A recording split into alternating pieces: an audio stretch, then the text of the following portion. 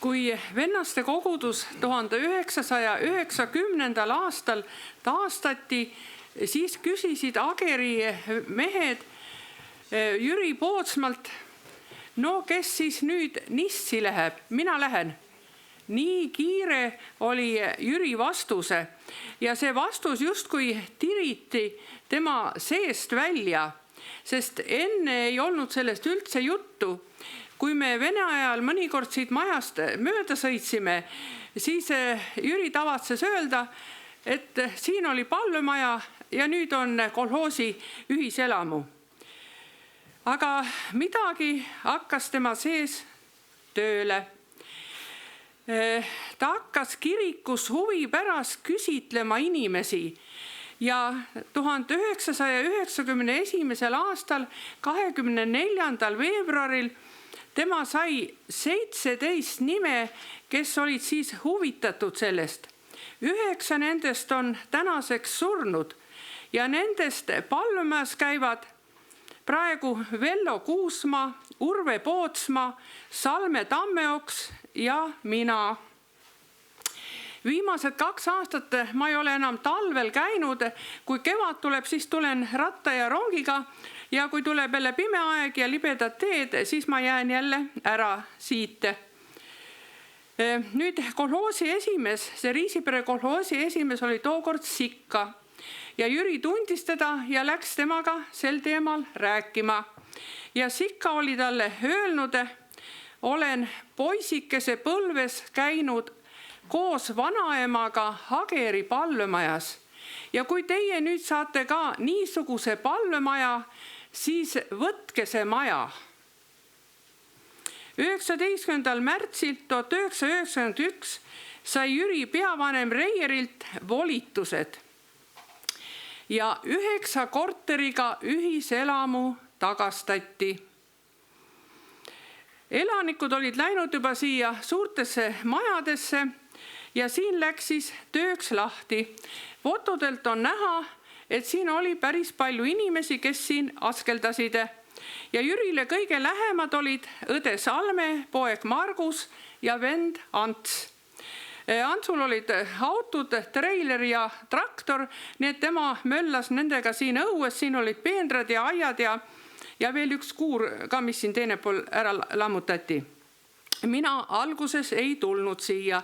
Mina käisin tööl ja meil oli juba üks palvemaja, Harku palvemaja olemas ja üldse ma ei taha muutusi. Mõni vajab kogu aeg väljakutseid, aga mina ei vaja neid. Aga need väljakutsed tulevad mulle ise. Kõigepealt tehti siin valmis siis see väike saal ja selleks lammutati 2 korteri vahelt üks sein.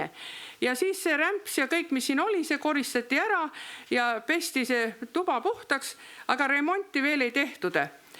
Nii et ta siis nagu 19. märtsil sai volitused ja 18. mail 1991 oli nelipühi laupäeval siin selle maja taaspühitsemine, mille toimetas Nissi kiriku õpetaja Priit Rannut. Ja mina tulin siis Jüriga sellel päeval esimest korda siia majja. Vaatan, laual on laualina, lillevaas, lilled kõik sees. Sain aru, et need on kodunt toodud ja eelmisel päeval paika pandud. Ainult imestasin, kuidas see laualina kapist üles leidis. Nii et kõik oli valmis. Sellel esimesel päeval oli siin 80 inimest. Jüri avas siis selle koosviibimise ja õpetaja Priit Rannut pidas piiblitunni. Ja siin olid sellised vennad, kes siin siis sel päeval Jumala sõna kuulutasid. Reinut Põldoja, Hans Laaser, Ants Järvlepp, Osvald Reier, Herbert Sild, Endel Kuller ja Lembit Tammekivi. Ja Maris Lend saatis koraale ja temal oli siis Nõmme kirikus kaasa võetud need lapsed, keda tema seal õpetas ja need siin laulsid. Ja Merle Siimutil oli Nissi kirikus ka üks noorte rühm ja need ka siis siin laulsid. Nüüd kohe järgmisel nädalal, neljapäeval algasid palvetunnid ja need on kestnud tänase päevani järjepidevalt. Ainult kui oli pandeemia, siis olid uksed lukus, nii kuidas valitsus keelas ja valitsus jälle loa andis. Nüüd need vennad, kes siin esimene kord olid, need hakkasid vahelduva eduga ka siin neljapäeva õhtuti käima, nii kuidas nende tervis lubas ja nii kaua, kui nende jalad kandsid. 6. juulil 1991 vormistati täiskogu liikmete nimekiri, olime juba 11 tuttavaks saanud ja seda oli vaja palvemaja registreerimisel. Ja siis oli selles nimekirjas sellel päeval 21 inimest. Need on tänaseks on sealt surnud 12, ega nad kohe ei surnud, ju nad siin ka ikka mitu aastat veel tegutsesid ja laulsid ja palvetasid ja kõnelesid. Aga täna nendest 21 käivad siis palvemajas Monika Joa, Ene Musten ja mina. Ja Margus Pootsma oli ka selles nimekirjas ja tema ikka igal neljapäeval päris mitu aastat käis siin, nii kaua kuni ta Tallinna elama läks. Nüüd algusaastadel käis siin ikka väga palju kohalikke nissi inimesi. Ja igal neljapäeval olid koraalide saatjad. Endel ja Peeter Kuller tõid Harku palvemajast harmooniumi siia ja siis, kui sakslased kinkisid meile elektrioreli, siis viidi see harmoonium jälle Harku palvemaja tagasi ja on praegu seal. Ja need koraalide saatjad olid siin Annika Ojand, Reet Kuusmaa, Rita Vuks, Margus Pootsma, Marju Paju, Reginald Levin ja siis olid külalisorganistid. Ja Rita Vuks oli siis see, kes neid lauljad siin organiseeris ja alati oli laul, sest tema laulis ka oma õe Reeliga koos kahekesi.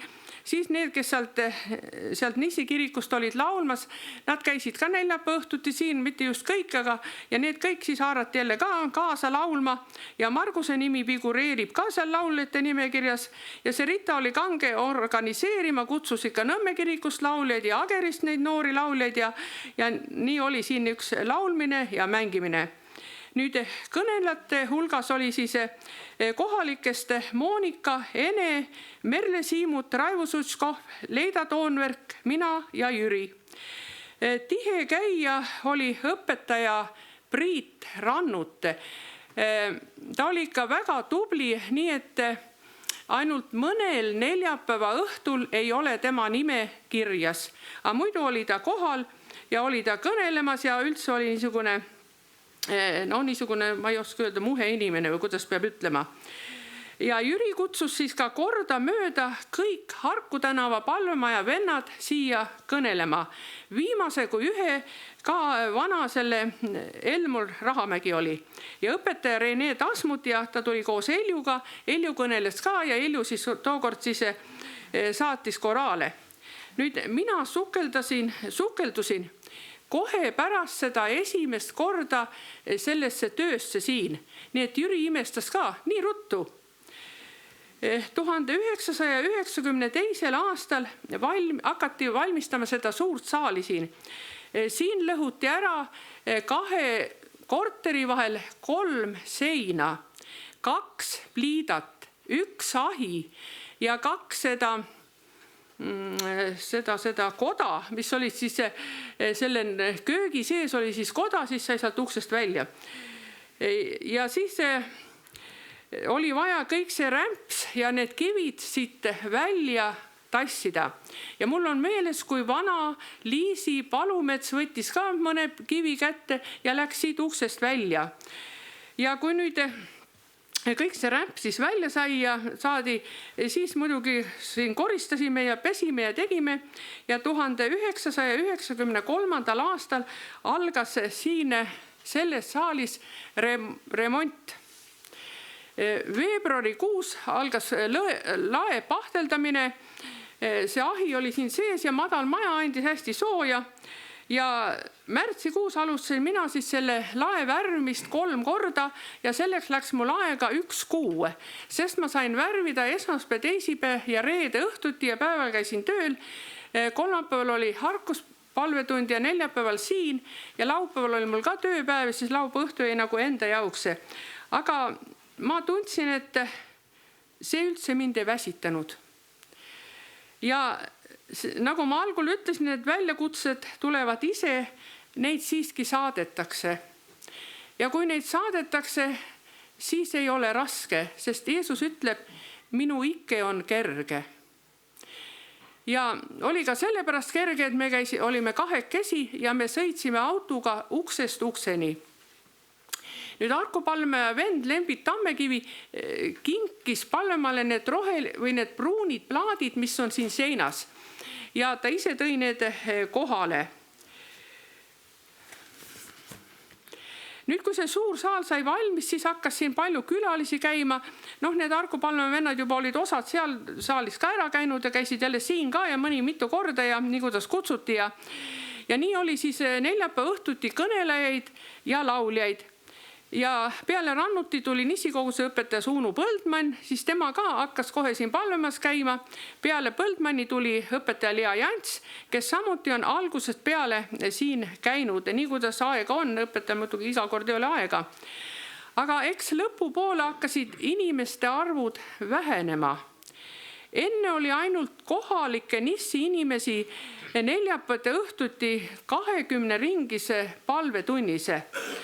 Aga mis ma ütlema pean, surnuid on liiga palju. Ja noored abiellusid ning läksid mujale elama. Rita Vuks Peipsi äärde, Reeli Vuks Tallinna, Marju Paju Tõrva. Ma temaga suhtlen, tal on seal 5 laste. Teistest ma ei tea. Margus läks Tallinna elama. Ja neid, kes siin Nissi inimestest algusest peale käisid, on nüüd olemas Palmemajas Salme Tammeoks, Urve Pootsmaa, Anneli Üksik, Monika Joa, Ene Muste, õpetaja Lea. Vellu Kuusmaa oli palju aastaid Soomes ära, aga nüüd on ta ka kohal. Ainult 3 uut Nissi kohalikku inimest on nüüd juurde tulnud tänaseks, Tamara, Peeter ja Riina. Aga ülejäänud käivad siin kaugemalt, mina Vasalemmast, Rein Ohulepast, see tähendab Rapla vallast, Mirjam Lehetuste, Tiiu Belimova on tegelikult ka Nissi inimene. Ja nüüd üks kild ka. See oli vist 7-8 aastat tagasi. Meie olime ära ja Margus viis selle tunni läbi. Ja Salme rääkis mulle seda. Ta oli peale tundi Margusele öelnud mingi asja kohta siin Palmemajas, et kas sa tead seda? Ja Margus vastanud, ma tean iga viimase naela ka siin Palmemajas ära. Ja mina siis arvan, et sina, Peeter, tead ka kõik need kruvid ära, mis nüüd siin Palmemajas on läinud. Jüri ütles, Palmemajal ei ole tähtsamat ülesannet kui Jumala sõna kuulutamine ja Palmemaja uksed on avatud kõigile. Tema aeg oli siin 1991 kuni 2020, 29 aastat. Ja aastapäeva 30. mail 2020 ta veel alustas Jumala sõnaga.